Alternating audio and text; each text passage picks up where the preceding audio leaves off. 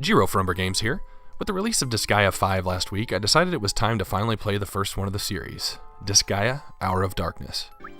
I've been collecting this series since Game 1, as I do greatly enjoy the tactical role-playing game genre, with the best to date, of course, still being Final Fantasy Tactics. Disgaea's developer Nippon Ichi has put out a lot of what I would consider generic anime-looking style RPGs, and sometimes it's very difficult to tell which one will be worth the time investment. Disgaea always seemed like the most solid option. In Disgaea, your main character is Lahars, Prince of the Netherworld, who is awakened by a vassal named Etna, and discovers that his father, King of the Netherworld, has died. He then makes plans to put down any competition for the throne, and along the way meets various demons, an angel, and some space marines. Yeah, I personally would have rather stayed tracking down the demon lords, but it's a very quirky Japanese game, so what could I expect? Modification? The main hub of the game is Lahars Castle. From here you can shop for weapons and armor, visit the hospital to restore HP and SP, travel to the episodic realms via menu select, dive into the item world, more on that in a minute, or visit the demonic congress. Yeah, more on that in a minute too. Battle consists of a portal tile, where you can choose up to 10 members from your party at a time to move around the map grid and attack enemies that are doing the same. On a lot of maps, there are these geonodes that will put bonuses or debuffs on your party or the enemies. If you attack the node, you can change the color of all the tiles the node was sitting on, doing the damage to anyone on the color and shifting the distribution of colors on the map. Some of the maps require you to play with the geonodes, adding some objectives to an otherwise destroy all enemies method to proceed. Another thing I haven't seen in a tactical RPG like this before is the ability to pick up characters, both friendly and enemy. Need a character to get somewhere faster? Have someone pick them up and throw them a few more spaces. Need to go even farther? Make a stack of these characters up to 4, each one tossing the entire stack with the final person being able to move or perform another action. You can also use the lift throw on the aforementioned geonodes to further alter the battlefield. An enemy that is thrown into another enemy will create a new stronger one, making them the level of both enemies combined. Another nifty feature when you're trying to grind out some experience, which you will. Characters gain experience when enemies are destroyed. Whatever skill or weapon is used also has its own experience bar, increasing the effectiveness with that character.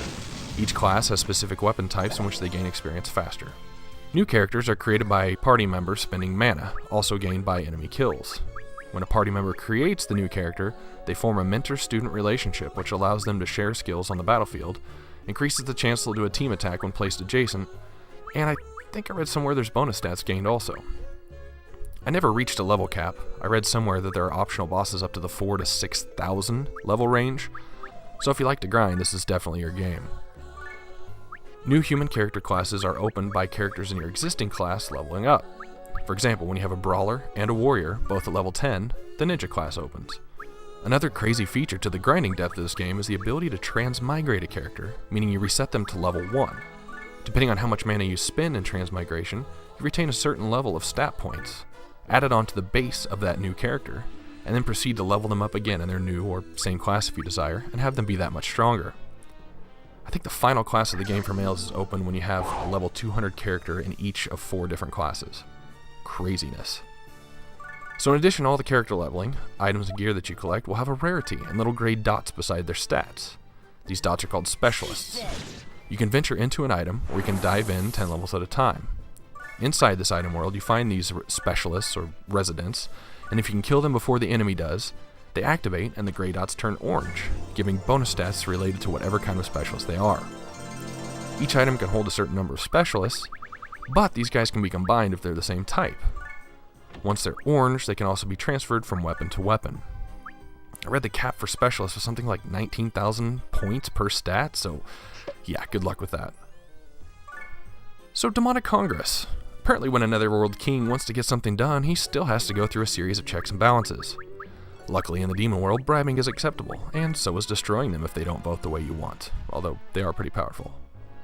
Each character also has a promotional exam they can take through Congress, granting them more influence and power. These promotional exams require the character to square off solo against a group of enemies, and when they win, they're allowed to petition Congress for bigger and better things. Types of things include better items in shops, stronger enemies, increased movement range, better counterattack ability, and also access to the game's ridiculously hard optional areas are made available this way.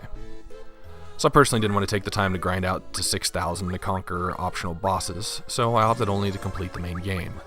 I I played with the item world a little bit, but spending the 45 minutes going through just 10 of the 100 floor chunks of each item didn't really seem efficient when after a couple hours you could generally find a weapon that was equivalent from an enemy drop. Although passing the specialist from items to items did present pretty helpful bonuses. The final boss of the main game is level 90, and I had to end up grinding about 3 characters up to that level range, and the rest of my party were around 50.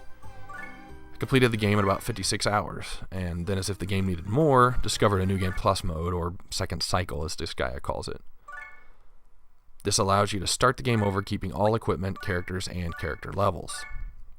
So wow, yeah, lots to do. Lots of min-maxing characters possible, tons of character classes, lots of abilities, and a quirky but kind of fun story. The only real complaints are minor, like the required grinding to finish the story, but I mean this is a 10-plus-year-old JRPG, so it comes with the territory. The graphics, even for a PS2 game, are pretty simplistic. The game has that anime feel to it, which really isn't my bag. I guess another improvement could be when you're trying on a new piece of gear in the shop, you don't really have a way to compare the improvement of the new item versus the old, just what your stats will be if you did equip it on that character. But overall, Disgaea brings a good amount of strategy. That's balanced for maps where you go full out on attack, and with the ability to increase enemy levels for grinding. I mean, from a gameplay standpoint, it really has just about anything a guy could want in a tactical RPG. As such, Disgaea lands at an 81 out of 100 on my scale. This is Jiro for Umbra Games. Thanks for watching.